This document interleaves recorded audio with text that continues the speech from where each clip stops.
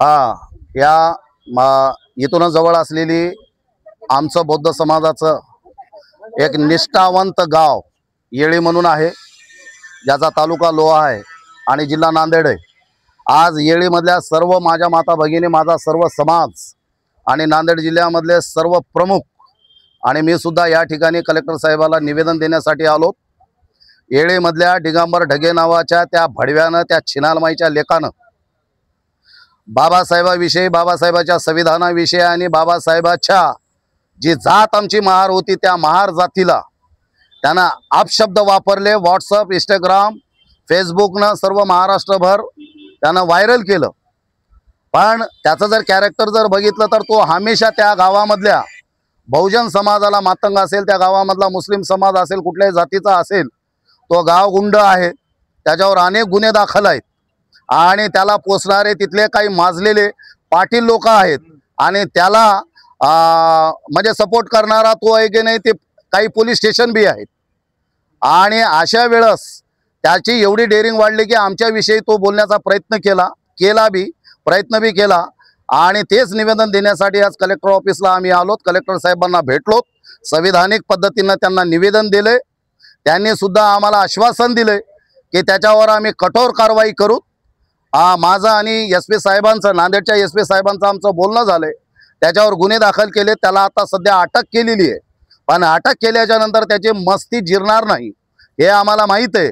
म्हणून त्याला, त्या भडव्याला, त्या गावातून, त्या तालुक्यातून, या जिल्ह्यातून त्याला हद्दपार करावं, तडीपार करावं। त्यालाच नाही तर त्याच्या घरातले जेवढे बी पिलावळ आहेत, कारण एकच या नसलचे लोक आहेत हे, आणि त्याला सुद्धा, त्याच्या कुटुंबाला सुद्धा त्या गावाच्या बाहेर काढावं, नाहीतर आमच्या निष्ठावंत बौद्ध समाजाला आमचं पुनर्वसन करावं।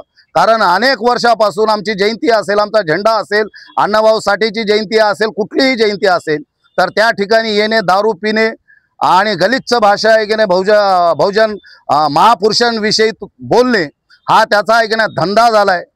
आणि म्हणून त्याचा धंदा कुठंतरी आहे की नाही बंद करण्याची वेळ आता आली। म्हणून आम्ही सर्वजण या ठिकाणी आलोत। आम्ही आता कायद्या पद्धतीनं साहेबांना निवेदन दिले, SP साहेबांना दिले, उस्माननगरला दिले। आता पोलीस आणि नांदेड जिल्हाधिकारी कार्यालय काय करते याच्यावर आमचं सर्व लक्ष आहे आणि या महाराष्ट्रामधल्या तमाम बहुजन समाजाचं सुद्धा लक्ष आहे। मला माहीत आहे, कारण प्रत्येक जिल्ह्यामधून आता फोन सुरू झालेत की कोण तो भडवा आहे, कोण कुत्र्याचं पिल्लं आहे, कुठल्या आहे की नाही वेश्याबाईचं ते लेकरू आहे की ज्यानं आहे की नाही बाबासाहेबाच्या आणि बाबासाहेबाच्या लेकराला, संविधानाला आहे की नाही बोलण्याची हिंमत केली। तर हे सर्व आज आम्ही आहे की नाही कायदा मानणारे आहोत। आमच्या बापाचा कायदा आहे, या देशाच्या बापाचा कायदा आहे, बाबासाहेबाचा कायदा आहे। म्हणून आम्ही शांत आहोत। जेवढे बी या महाराष्ट्रामध्ये पाटील आहेत, त्या पाटलांनी त्या हरामखोर पाटलाला सबक शिकवावं, नाहीतर त्याने त्या व्हॉट्सअपमध्ये असा बोललाय की बाजीराव पेशवेनं महाराजांच्या बायांना ठेवलं होतं, पण त्या बाजीराव पेशव्याच्या माईला आमच्या महाराजांनी ठेवलं होतं हे त्याला इतिहास माहित नाही।